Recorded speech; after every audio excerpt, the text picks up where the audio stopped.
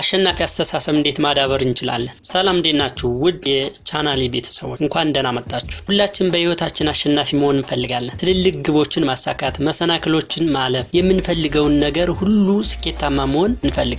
ነገር ግን አሸናፊነት የሚጀምረው ሜዳ ላይ ቢሮ ውስጥ አይደለም። የሚጀምረው ጭንቅላት ውስጥ ወይም አስተሳሰባችን ውስጥ ነው። የዛሬው ቪዲዮ ስለሱ ነው የምናወራው። አሸናፊዎች የሚመሩበት አስተሳሰብ እንዴት መገንባት እንደሚችሉ የሚያሳዩ 5 ወሳኝ እርምጃዎችን እናያለን። እስከ መጨረሻው ድረስ አብራችሁን ቆዩ። አሸናፊ አስተሳሰብ የመጀመሪያ ምሰሶ ችሎታችን ቋሚ አይደለም ብሎ ማመን። ቋሚ አስተሳሰብ ያላቸው ሰዎች ስህተትን እንደ መጨረሻ አድርገው ያያሉ። አሸናፊ አስተሳሰብ ያላቸው ሰዎች ግን ስህተትን እንደ ትምህርት እንዲሁም እንደ ማደግ ወይም ለማደግ እድል ይቆጥሩታል ማለት የተፈጠረባቸውን ስህተት። ስለዚህ እዚህ ጋር ምን ማድረግ አለብን? አልችልም ከማለት ይልቅ ገና አልቻልኩም ማለት ይጠበቅባል። አንድ ነገር ከባድ ሆኖ ሲያገኙ ተስፋ ከመቁረጥ ይልቅ ይህ አእምሮዬን እያጠነከረ ነው ብሎ ያስቡ። ለምሳሌ ታዋቂው የቅርጫት ኳስ ተጫዋች ማይክል ጆርዳን ከ10,000 ጊዜ በላይ ኳስ መቷል። ነገር ግን ያ ነው ስኬታማ ያደረገው። ስለዚህ ብዙ ጊዜ 10,000 ጊዜ በላይ ሞክሯል ማለት ነው። ሁለተኛ ግልጽ ግብና እይታን ተጠቀም። ያለ ግብ መሮጥ እንደ አይን ጨፍኖ መኪና እንደመንዳት ማለት ነው። አሸናፊ የሚያሸንፉት የት መድረስ እንዳለባቸው በግልጽ ስለሚያውቁ ነው። ስለዚህ ስማርት ግቦችን ማውጣት ይጠበቅባል። ስማርት የምንለው እንግዲህ ስፔሲፊክ የተወሰነ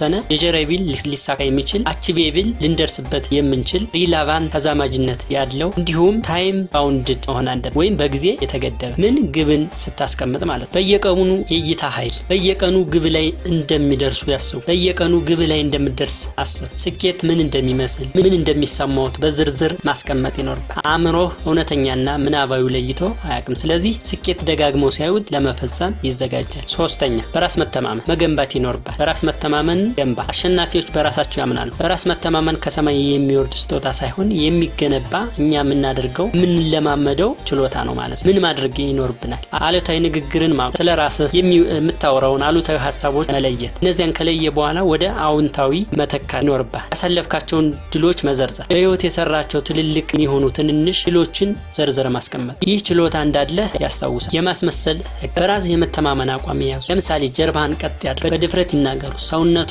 አእምሮህን መከተል ይጀምራል። አራተኛ ተግዳሮችን ውደድ ወይም ቻሌንጅ የምንላቸው አሸናፊዎች እና በተራ ሰዎች መካከል ያለው ልዩነት ችግር ሲመጣ የሚሰጡት ምላሽ ነው። አሸናፊዎች ችግርን እንደ መስፈንጠሪያ እንጂ እንደ ማቆሚያ አድርገው አያዩት። መቋቋምን ልመድ። ውድቀት ሲያጋጥም ወዲያውኑ ተነስተ መማር።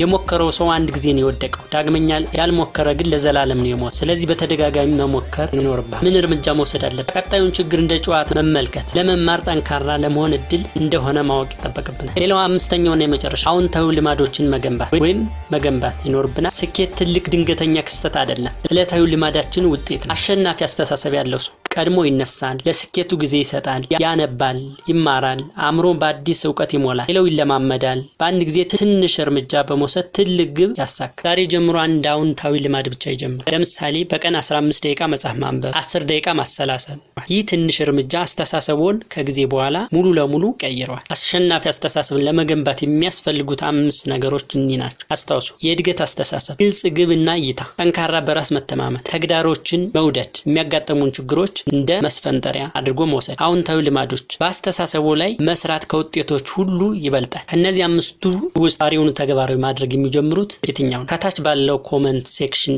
ስር አሳውቁ። ቪዲዮውን ከወደዱት ላይክ ያድርጉ።